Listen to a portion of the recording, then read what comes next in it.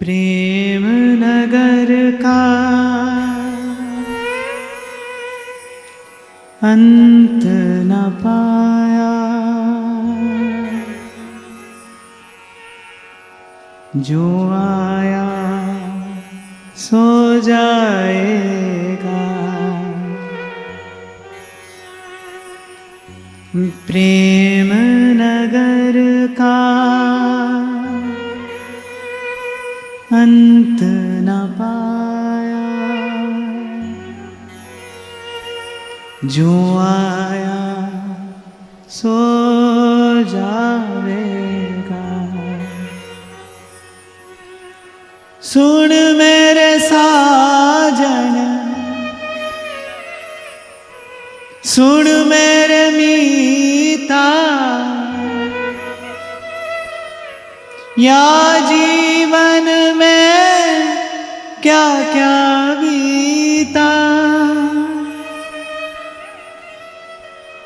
सिर कर्मों का बोझा लीता, आगे कौन छुड़ावेगा। प्रेम नगर का अंत न पाया, जो आया सो जावेगा। जिस वाणी का आश्रय लेकर हम चिंतन कर रहे हैं, कहने को तो ये अष्टादश सिद्धांत के पद हैं, पर इसमें त्याग भी है, इसमें वैराग भी है और इसमें अनुराग भी है। स्वामी जी ने जो कहा उसका चिंतन मनन और निदिध्यासन करने से जीव त्याग को भी उपलब्ध हो सकता है। त्याग किया नहीं जाता, त्याग चेतना के उस स्तर का नाम है जिसे उपलब्ध हुआ जाता है। जीव त्याग को भी उपलब्ध हो सकता है, वास्तविक वैराग्य का स्फुरण भी हो सकता है, और त्याग और वैराग्य से युक्त चित्त ही भगवद अनुराग को धारण करने योग्य होता है। उस अनुराग की प्राप्ति भी हो सकती है। विगत दिन भी हमने चर्चा की कि साधन की प्रक्रिया में जो सबसे महत्वपूर्ण है वो है अपने मन को उद्बोधन देना। सिद्धांत की बात किसी भी महापुरुष ने कही हो, श्री स्वामी जी के पद हो, श्री महाप्रभु जी की वाणी हो, या अन्यान्य भगवत प्राप्त महापुरुषों ने जो भी कहा, जो सिद्धांत की बात कही है, वो अपने मन को उद्बोधन देने के लिए ही कही है। हमने चर्चा की कि बड़ी गाढ़ी तंद्रा है मन की, और जैसे एक दो बार आवाज लगाने से कोई नहीं जगता, थोड़ा प्रयास करना पड़ता है, ऐसा ही प्रयास अपेक्षित है। अच्छा, एक और बात, जो प्रमादी व्यक्ति होता है, आप देखो जाग कर भी, एक बार जग जाने पर भी उसे जैसे ही अवसर मिले वो सो जाता है। आप कभी किसी आलसी व्यक्ति को देखो, प्रमादी व्यक्ति को देखो, जग भी जाएगा ना, तो वो कहीं ना कहीं अवसर पाकर जैसे उसको मौका मिलेगा ना, वो फिर सो जाएगा। ऐसा ही मन है, ये जग भी जाए, एक बार आपको चेत हो जाए, आपको लगने लगे कि हाँ भाई ये संसार व्यर्थ है, भगवान का भजन ही सार है, ऐसा लगने लगे तो ये नहीं समझना कि कार्य पूरा हो गया, क्योंकि इसे जब अवसर मिलेगा ये उसी सुषुप्ति की ओर जाएगा, क्योंकि यही तंद्रा, यही सुषुप्ति इसके अभ्यास में, इसके स्वभाव में आ गई है। इसीलिए महापुरुष कहते हैं कि सतत करना होगा, सतत करना होगा। ये प्रयास हमको सतत करते ही रहना पड़ेगा, क्योंकि जैसे ही ये प्रयास शिथिल पड़ा, मन फिर उसी गाढ़ी निद्रा में सो जाएगा। आप देखिए, जब से हमने इस वाणी का चिंतन आरंभ किया, श्री स्वामी जी ने अनुराग की बात की, वृंदावन की रज की प्रीति की बात भी की, ये भी कहा हित तो कीजिए कमल नयन सो। देखो, अगर आप इन सिद्धांत के पदों का क्रम देखोगे ना, अपने मन को जगाते हैं, अपने मन को जगाते हैं, फिर अपने मन से कहते हैं हित तो कीजिए कमल नयन सो, जहाँ हित आगे और हित लागे फीको। और फिर अपने मन को जगाते हैं, फिर कहते हैं मन लगाए प्रीत कीजिए कर करुआ सो, कुंजन दीजिए सोहनी। फिर अनुराग की बात करते हैं, और उसके बाद फिर वही उद्बोधन का पद, फिर वही उद्बोधन के शब्द। ये कहीं ना कहीं एक संकेत करता है कि एक बार जाग भी जाए मन, तो यदि आपने अपने प्रयास को शिथिल हो जाने दिया तो मन फिर उसी निद्रा में जाएगा, फिर सो जाएगा मन। फिर जो वो भजन का भाव है, आप देखोगे, आपने अनुभव किया भी होगा कि वो जो भजन के भाव का वो जो आवेश होता है वो हमेशा एक सा बना नहीं रहता है। कभी कभी तो आपको लगता है आपके भीतर कि इतनी शक्ति है आप में कि आप सब छोड़कर चल देंगे और अब भजन ही करेंगे। अब खबर नहीं, पर मैं अपना अनुभव आपको बता रहा हूं। कभी कभी मन ऐसा होता है कि बस अब सब एक और रख के और अब केवल भजन ही करेंगे, लेकिन देखा जाता है कि वो जो आवेश होता है वो सदा एक सा बना नहीं रहता है, वो शिथिल पड़ जाता है। क्यों शिथिल पड़ता है? सत्संग के अभाव में शिथिल पड़ता है। इसके कान में ये संतों के शब्द आपको फूंकते रहना पड़ेगा, मन के कान में ये संतों के शब्द फूंकते रहना पड़ेगा। इसीलिए आपको उस दिन मैंने निवेदन किया, सुनिए फिर अपने मन को सुनाइए। श्रवण की प्रक्रिया तभी पूरी होगी। केवल यहां बैठकर सुनना यही श्रवण मात्र नहीं होगा, यहां से सुनकर फिर अपने मन को सुनाइए, तब श्रवण पूरा होगा। बड़ा अद्भुत वाक्य उपनिषद में मिलता है, आत्मा अरे वाह द्रष्टव्य।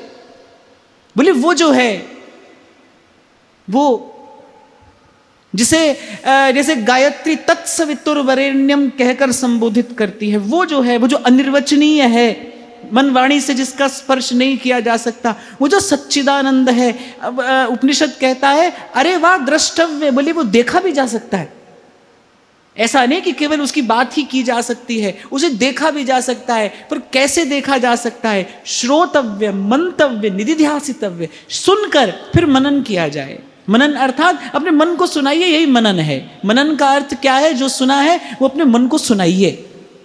और ये जो निवेदन मैंने आपको किया ना, एक बार मन जगा, भजन करने लगा, बहुत अच्छी बात है। पर जैसे ही आपने सत्संग छोड़ा, मन फिर सोने लगेगा, भजन भावना फिर शिथिल पड़ने लगेगी। और नहीं तो इतना तो अवश्य ही होगा कि आप किसी मार्ग पर चलते और किसी मार्ग पर पहुंच जाएंगे। उस दिन भी मैं आपको कह रहा था ना, भक्ति में जब दंभ और पाखंड आ जाता है, क्यों आता है? सत्संग के अभाव में आता है।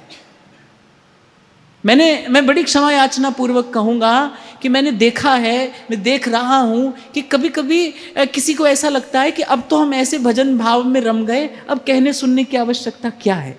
अब कहने सुनने की कोई आवश्यकता नहीं, अब तो बस हम भजन कर रहे हैं। पर मुझे ऐसा लगता है, देखो कोई समर्थ हो तो उसकी बात वो जाने, पर मुझे ऐसा लगता है अस्मदादि जो साधारण जीव हैं, जिनकी बड़ी साधारण सी योग्यता है, और बस श्री जी की कृपा की बयार में बहकर हम यहाँ तक आ गए हैं, हमको जीवन भर एक दृढ़ व्रत अपने जीवन में धारण करना चाहिए कि साधु संगति अनुदिन राती। ये हमारे आचार्य की आज्ञा है। भक्ति कर दीप, प्रेम कर बाती, और साधु संगति कर अनुदिन राती। नहीं तो मन फिर सोएगा। तो सत्संग से मन को जगाए रखना है। और फिर मन को उद्बोधन में एक शब्द बोध है, जो शब्द है ना उद्बोधन, उद्बोधन माने बात करना, किसी को लक्ष्य करके बात करना।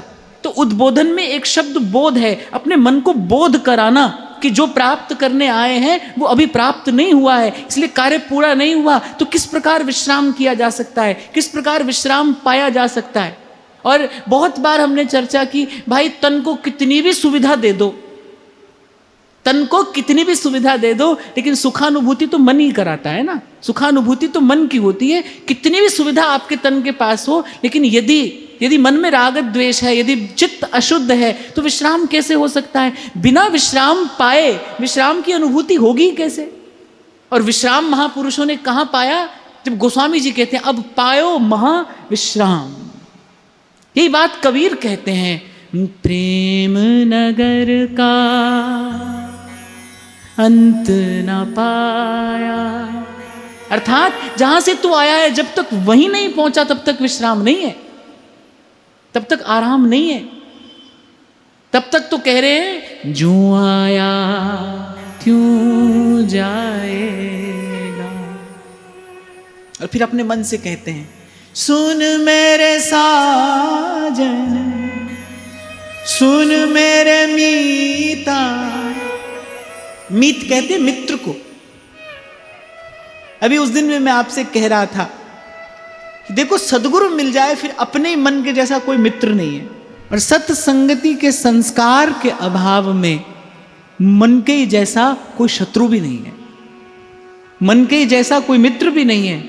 गुरु मिले तो फिर यही सबसे बड़ा मित्र है, परम मित्र है, सच्चा मित्र है।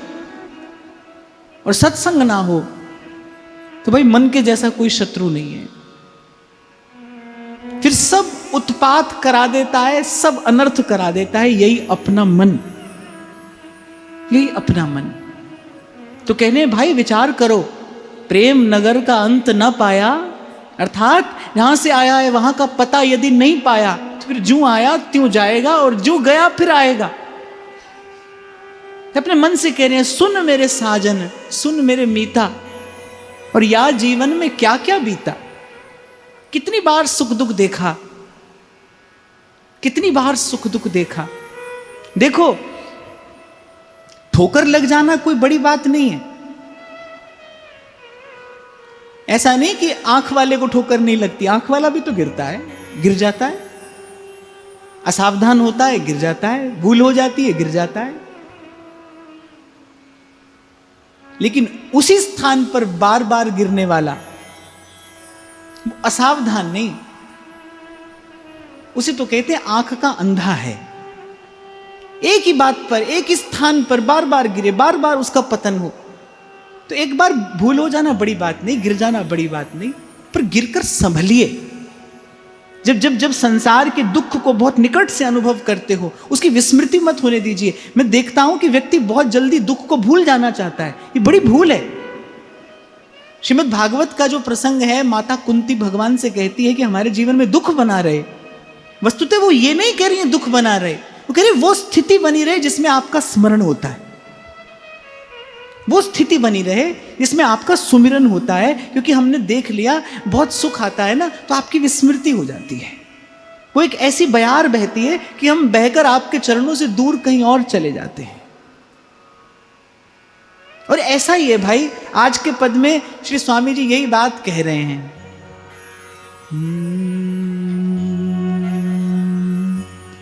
ऐसो ही सब खेल, ऐसो ही सब खेल, हरि को ऐसो ही सब खेल, ऐसो ही सब खेल, हरि को ऐसो ही सब खेल। देखो एक खेल का सुख मजा कौन ले सकता है? जो खिलाड़ी से परिचित हो या खेल से भी परिचित हो। खिलाड़ी से परिचय हो ना हो, पर खेल से परिचय होना चाहिए। जिसका खेल से परिचय नहीं है वो खेल का सुख नहीं ले सकता। लेकिन अगर खेल से भी परिचय हो और खिलाड़ी से भी संबंध हो, फिर तो मजा दुगना हो जाता है ना। जैसे जैसे खिलाड़ी जीतता है वैसे वैसे आपका आनंद भी बढ़ता चला जाता है। बड़ी प्यारी बात कबीर कहते हैं कि राम झरोखे बैठ के और सबका मुजरा लेत। बोले खेल में शामिल नहीं होते हैं हम, खिलाड़ी का खेल देख रहे हैं। राम झरोखे बैठ के सबका मुजरा लेत, और जैसी जाकी भावना वैसा ही फल देत। मैंने देख रहे हैं हम तो, जो जस करई सो तस फल छाखा, कर्म प्रधान विश्व करी राखा। अच्छा हाँ देखो, खेलने में परिश्रम है, खेल देखने में सुख है। संत जो है वो तो प्रभु के चरणों में बैठकर उनकी कृपा के झरोखे से बस ये सब लीला देखता है और जय हो जय हो जय हो करता है। हमारे बड़े बाबा ये बात बार बार कहते थे, बोले संसार में रहकर यदि कोई एक युक्ति है सुख लेने की, बोले नहीं तो है नहीं। स्वामी श्री अखंडानंद जी महाराज तो बार बार कहते थे, कोई कहता था ना महाराज बड़ा दुख है, तो बोले यहां सुख मिला किसको है? बोले बड़ी मौज लेने आए हो यहां। तो वो तो उदाहरण देते थे, बोले कोई युद्ध के मैदान में ये सोचे कि भाई बड़ी अशांति है, अब कैसे ध्यान करें, कैसे भजन करें, तो गलत स्थान पर वो गलत प्रश्न कर रहा है ना। युद्ध के मैदान में कहां से शांति होगी? तो युद्ध का मैदान ही है भाई, ये जो संसार है युद्ध का मैदान ही है, और क्या है? यहां पर कहां से शांति आई, यहां पर कहां से सुख आया? बोले अगर है तो फिर एक युक्ति है, बस भगवान की लीला का दर्शन करिए और प्रभु आपकी जय हो, आपकी जय हो, आपकी जय हो, बस ऐसा ही करिए, प्रभु की जय जयकार करिए।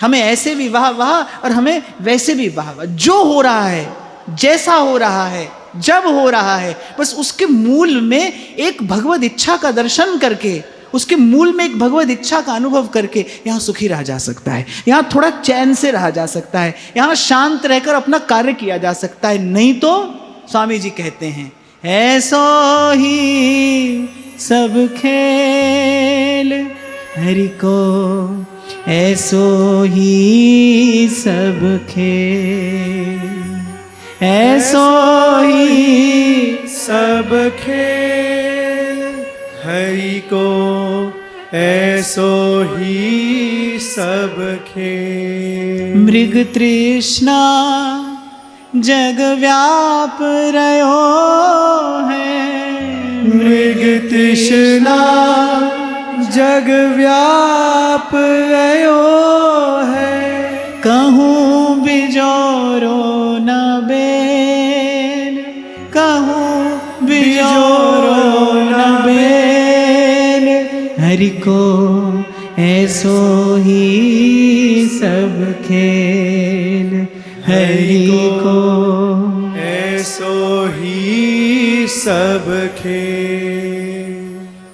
मृग तृष्णा जग व्याप रयो है, कहूँ बिजोरो न बेल। बिजोरो माने बीज, बेल माने बेल। बीज भूमि के नीचे होता है, बेल ऊपर की ओर जाती है। बिजोरो न बेल कहने का तात्पर्य है इसके ऊपर नीचे, इसके आगे पीछे क्या है, कैसा है, बोलिए जानने का व्यर्थ प्रयास मत करिए। ये अनंत की बनाई सृष्टि है और अनंत रूप रूपाय विष्णवे प्रभु विष्णवे महापुरुषों ने इसमें पढ़कर समय नहीं गंवाया है। हमारे महाप्रभु जब कहते हैं ना अलम विषय वार्तया नर्क कोटि विभत्सया, और फिर कह रहे वृथा श्रुति कथा श्रमो बत विभेवी कैवल्यतः। पूर्व में स्वामी जी ने भी कहा, बोले सो तो है सब हारन, ये प्रपंच की बात क्यों करिए। अब देखो पंडित लोग क्या होता है ना, वो लगे रहते हैं इसी में, संसार का आदि क्या है, कैसे संसार बना, किन किन तत्वों से संसार बना, संसार में क्या हुआ क्या। अरे चिंतन तो संसार का ही हो रहा है ना। प्रभु की बात करिए, प्रभु की चर्चा करिए, प्रभु का नाम स्मरण करिए, प्रभु का लीला चिंतन करिए। इसका अंत न किसी ने पाया और न कभी कोई पाएगा। कई बार मैंने यहां पर चर्चा की, भाई ऐसे गुण दोष से बना संसार है, और सतयुग में भी कलयुग जैसी घटना घट जाती है, देखा जाता है। सतयुग है पर कलयुग जैसी घटना घट रही है, कलयुग में कभी कभी सतयुग सा दर्शन होने लगता है। तो सब क्या है, सब हरि की लीला है। भक्त सुखी रहता है जो हो रहा है, जहां हो रहा है, जैसा हो रहा है। उसकी दृष्टि कभी किसी पर नहीं है, उसकी दृष्टि केवल कर्ता पर है। करने वाला कौन है, उस पर दृष्टि रख के देखो। कन्हैया दधी का भांड तोड़ दे तो भी मैया के हृदय से वात्सल्य की धारा ही फूटती है। श्री ठाकुर जी मैया की गोद में आकर मैया के कपोल का स्पर्श करके कपोल पर चुम्बन दे रहे हैं। क्या भाग्य है मैया का। श्री सुखदेव जी महाराज ने तो यशोदा मैया को दूर से ही दंडवत प्रणाम कर दिया है कि आपके विषय में कुछ कहा नहीं जा सकता, आपका क्या भाग्य है, उसके लिए कुछ कहा नहीं जा सकता। आप जैसी तो आप ही हैं। पर आप देखो मैया कैसी है, लाला गोद में बैठा है, मैया भी दुलार रही है, लाला भी दुलार रहा है। मैया के हृदय में तब भी वात्सल्य की धारा फूटती है।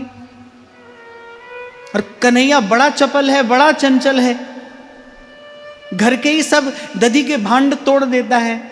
मैया कुछ भी ऊपर से दिखाए पर मैया के हृदय से तब भी वात्सल्य की धारा फूटती है। ऐसे भक्त जो है ना, वो कभी भगवान की लीला में दोष दर्शन नहीं करता। जो हो रहा है कुछ भी, पूर्व भी हमने बड़े विस्तार से चर्चा की, भाई या तो स्वयं को कर्ता मान लो, स्वयं को कर्ता मानो तो फिर भोगो भी और भुगतो भी। यदि आप कर रहे हो, आप कर रहे हो तो भाई फिर उसका फल आएगा, शुभ भी आएगा अशुभ भी आएगा, और ये शुभ अशुभ का कोई अंत नहीं है, ये तो अंतहीन प्रपंच है। संत कहते हैं भाई, संतों के मुख से मैंने सुना है, साधना की तो सिद्धि होती है, प्रपंच का अंत नहीं आता, ये अंतहीन प्रपंच है। सुनी तो है आपने और मैंने प्रलय की बात, क्या होता है वो सब बातें कहने और सुनने से, क्या होता है वो सब कहने और सुनने से? भाई आप और मैं तो सत्य यही है कि अनंत अनंत काल से भटक ही रहे हैं। आपने और मैंने तो भटक कर ही देखा है, बस भटके ही हैं आप और मैं, तो बहुत जन्म जन्म बिगाड़े ही हैं। इसलिए मैं तो कहता हूं आपसे, बहुत कुछ कहने सुनने की आवश्यकता नहीं है। सीधे सीधे हरि भजिए, हरि भजिए, हरि भजिए, गोपाल कहिए, गोपाल कहिए, गोपाल कहिए, और सब सुख लइए। हमारे व्यास जी कहते हैं, सब तज भजिए श्याम को, श्रुति स्मृति को सार, श्रुति स्मृति को सार। दो बातें मानस की मुझे बड़ी प्यारी हैं, और ऐसे मैं स्मरण करता रहता हूं इन दो बातों का, जब गोस्वामी जी कहते हैं, नीति निपुण सोई चतुर सयाना, श्रुति सिद्धांत नीक ते ही जाना, सोई कवि कोविद सोई रणधीरा। गाइए, सोई कवि कोविद सोई रणधीरा, जो छल छाड़ी भजे रघुबीरा, जो छल छाड़ी भजे रघुबीरा। तो यहां देखोगे तो द्वंद्व है, कभी सुख है कभी दुख है, इस झूले में झूलते रहो। कितना भी बढ़िया झूला क्यों ना हो भाई, बहुत अधिक झूला नहीं जा सकता उसमें। हमारे यहाँ जब श्री राधा वल्लभ लाल झूले पर विराजमान होते हैं, हरियाली तीज के दिन जब श्री जी झूले पर विराजते हैं तो खूब झूलते हैं, खूब झूलते हैं, लेकिन जैसे पूर्णिमा का दिन आता है ना, तो श्री जी कहती है, लाल मोरी पिंडली पिरान लगी।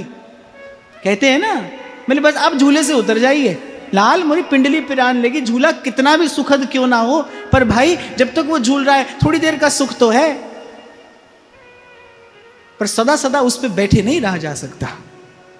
ऐसे ही जब तक संसार की ओर देखो तब तक तो सुख दुख का झूला है, सुख दुख का झूला है, पर सदा इस पे बैठे नहीं रहा जा सकता भाई। तो स्वामी जी कह रहे हैं कि भाई ये तो ऐसा है, मृग तृष्णा जग व्याप रहे हो है, कहूं बिजोरो ना बेल। बोले इसका कोई आदि अंत नहीं मिलता, कोई आदि अंत नहीं मिलता। आप देखो शास्त्रों पुराणों का आप चिंतन करो, आपको कैसी कैसी विचित्र विचित्र बातें पढ़ने को मिलेंगी। अरे कभी कभी तो ऐसा होता है कि मन भ्रमित हो जाता है। भगवान शंकराचार्य तो कहते हैं, शब्द जालम महारण्यम चित्त भ्रमण कारणम। मन भ्रमित हो जाता है, उस जंगल में जाकर खो जाता है कहीं। तो इसका आदि अंत कभी किसी को मिला नहीं, किसी ने पाया नहीं। बस अपनी थोड़ी सी बुद्धि, थोड़ी सी सामर्थ्य का विचार करते हुए, जिस दिन हमने चर्चा आरंभ की, मैंने आपको निवेदन किया था कि प्रभु की सामर्थ्य को भी जानना है और अपनी असामर्थ्य को भी ध्यान में रखना है। हम कितने अल्पज्ञ हैं ये भी भूलना नहीं है, हम कितने असमर्थ हैं। पानी केरा बुदबुदा और मानुष की जात, हमारा अस्तित्व क्या है? हमने अपनी क्षुद्र सी सामर्थ्य का भी स्मरण करना है। तो जो बुद्धिमान है, जो विवेकी है, जो सार ग्रहण करना जानता है, वो तो कहता है भाई प्रभु ने कृपा करके इस संसार में मनुष्य बनाकर भेज दिया। अब केवल एक कार्य है, और वो एक कार्य क्या है? हरि का नाम जपो मेरे भैया, हरि का नाम जपो मेरे भैया, इसमें बरस महीना क्या, हरि नाम नहीं तो जीना क्या, हरि नाम नहीं तो जीना क्या। कलयुग के आरंभ में जब महाराज परीक्षित कलयुग को दंड देने को उद्यत हुए, और वो समर्थ थे, दंड दे सकते थे, यदि वो चाहते तो कलयुग नहीं आता, वो समर्थ थे। उनके तेज के सन्मुख कलयुग त्राहिमाम त्राहिमाम करने लगा। पर महाराज परीक्षित ने विचारा कि इसमें सब दुर्गुणी है, ये विकारों का पुंज ही है, पर इसमें एक बहुत बड़ा गुण है, इसमें भगवत प्राप्ति बड़ी सरलता से हो सकती है, इसमें प्रभु बड़ी सरलता से मिल जाएंगे, बस हरि का नाम जपो मेरे भैया। तो भाई संतों ने, भक्तों ने, बुद्धजनों ने खिलाड़ी के खेल को समझा, उन्होंने देखा कि ये क्या है, खेल है प्रभु का। जैसे आप कभी किसी को कह देते हो ना, बोले चिंता की बात नहीं, ज्यादा सीरियसली मत लो, तो ऐसे ऐसे ज्यादा सीरियसली मत लो, खेल है भाई ये, उसने पसारा है, वो कब समेट लेगा कहा नहीं जा सकता, खेल है। यही बात स्वामी जी कह रहे, हरि को ऐसो ही सब खेल, वो खिलाड़ी है और ये खेल है।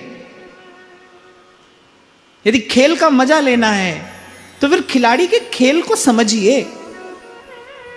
देखो मैं देखता हूं कि जैसे क्रिकेट का खेल देखने वाले जो लोग होते हैं, वो खिलाड़ी की विशेषता से परिचित होते हैं, माने इस खिलाड़ी की विशेषता क्या है, वो सब उसके दांव पेच जानते हैं, तो फिर खेल का आनंद भी लेते हैं। अब मेरे जैसा व्यक्ति क्रिकेट देखने बैठ जाए, 2 मिनट में नींद आ जाती है, ना खेल से परिचय ना खिलाड़ी से परिचय। तो मैं वही विचार के कह रहा था, खेल खिलाड़ी से परिचय ना हो फिर खेल का कोई सुख नहीं है। ऐसे ही संतों ने खिलाड़ी के खेल का परिचय पाया है, खिलाड़ी की कृपा से खेल समझा और फिर कहा कि हरि को ऐसो ही सब खेल। भाई इसमें बहुत ज्यादा विचार करने की आवश्यकता नहीं है। विचार करने की बात क्या है, श्री कृष्ण चरणाम्बोज सत्यमेव विजानता, विचार करना है प्रभु का करिए। श्रीमद् वल्लभाचार्य महाप्रभु ने सूरदास जी से यही कहा ना, जब बहुत सूरदास जी कहने लगे ना, अपनी बात कहने लगे कि मैं ऐसा हूं मैं वैसा हूं, अरे सूरदास जी ने कहा पतितन को नायक पतितन को राजा। वल्लभाचार्य महाप्रभु ने कहा अरे अब बस करो, कुछ ठाकुर जी की बात करो, ये बात बार बार क्या कहनी।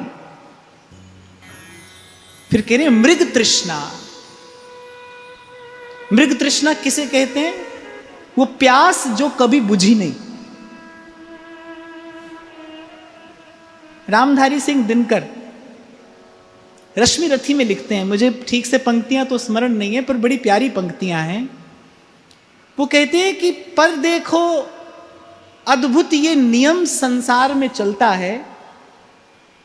वो कहते बड़ी विचित्र बात है, पर देखो ये अद्भुत नियम जगत में चलता है।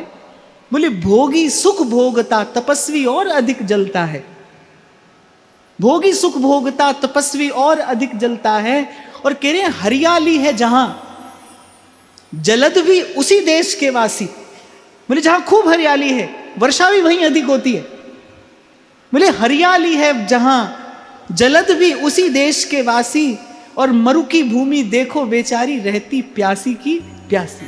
वहां जबकि आवश्यकता है वर्षा की, मरुभूमि में अवश्य वर्षा नहीं होती। और कह रहे हैं हरियाली है जहां, जलद भी उसी खंड के वासी। पर अंत में क्या है, बोले हरि को ऐसो ही सब खेल। तो महापुरुषों ने इस संसार रूपी समस्या का जो समाधान पाया है ना, वो समाधान अपनी बुद्धि से नहीं पाया है। मैं निवेदन आपको यह करना चाह रहा हूं कि जो जगत रूपी समस्या का समाधान है अपनी बुद्धि से नहीं पाया जाता, ये रचनाकार के चरणों में समर्पित होकर पाया जाता है। यहीं पर सब लोगों ने आकर शांति पाई है, विश्राम पाया है। भाई प्रभु की लीला है। आप देखिए श्रीमन महाप्रभु का ये वाक्य इसी ओर संकेत करता है, जब महाप्रभु कह रहे राधापि साधारणी भूता काल गति क्रमेण वलिना हि दैव तुभ्यम नमः। इस काल की गति को नमस्कार है भाई, इस काल की गति को नमस्कार है। इससे कोई नहीं जीत पाया और इससे किसी को जीतने का प्रयास नहीं करना चाहिए। इस काल की तीव्रता, इसकी कठोरता का विचार करके काल के सदुपयोग की चेष्टा जीव को करनी चाहिए। नहीं तो कह रहे मृग तृष्णा जग व्याप रहे हो। मृग तृष्णा माने वो प्यास जो कभी बुझती नहीं, उसे कहते मृग मरीचिका। जैसे मरुस्थल में होता है ना, जल का आभास होता है, प्यासा व्यक्ति दौड़ता जाता है कि बस वो रहा जल, जलाभास है, वहां जल नहीं है, जल का आभास। ऐसे कह रहे संसार में सुखाभास है, सुख नहीं सुख का आभास है। आपको लगेगा कि सुख है, थोड़ा वहां निकट पहुंचो थोड़ा वहां निकट पहुंचो, देखो वहां पर क्या है। अब ब्याह से पहले आदमी कितना खुश होता है, ब्याह है ब्याह है, अरे अड़ोसी पड़ोसी नाते रिश्तेदार सब खुश हो जाते हैं। अब होने के बाद क्या होता है, अब भगवान की कृपा से हम तो नहीं जानते, आप तो सब जानते हैं। ऐसे ही मृग मरीचिका है, ऐसे दिखाई देता है सुख है सुख है, जैसे ही वहां निकट पहुंचो कुछ और है। मीराबाई तो अपने एक पद में कहती है, जैसे जेठ के महीने में प्यासा कुकर, जेठ के महीने में जैसे प्यासा कुकर हांफता, जीभ बाहर निकाले एक द्वार से दूसरे द्वार पर जाता है, लेकिन कहीं ठौर नहीं पाता, उसे कहीं चैन नहीं मिलता, बोले ऐसी जीव की दशा है। ऐसी जीव सुख के लोभ में दर दर भटकता है, पर कहीं सुख नहीं पाता। अरे महापुरुष तो गा गा कर बता रहे हैं आपको, मुझे व्यास राधिका रमण बिन कहूं न पायो सुख, डारन डारन में फिरो, पातन पातन दुख। सार की बात है भाई, राधा वल्लभ के गुण गाए लियो, राधा वल्लभ के गुण गाए लियो। एक संत तो बड़ी प्यारी बात कहते हैं, प्रेम रस बरसे रे मनुआ, प्रेम रस बरसे, बूंद बूंद में बिमल प्रेम रस, और बरसे अंबर से। तू क्यों छिपा होठ में पगले, तू क्यों छिपा होठ में पगले, भीजन के डर से रे मनवा, प्रेम रस बरसे रे मनवा। अमृत की धारा बह रही है। कह श्री हरिदास हित कीजे बिहारी सो, और निभाए जाने जी को।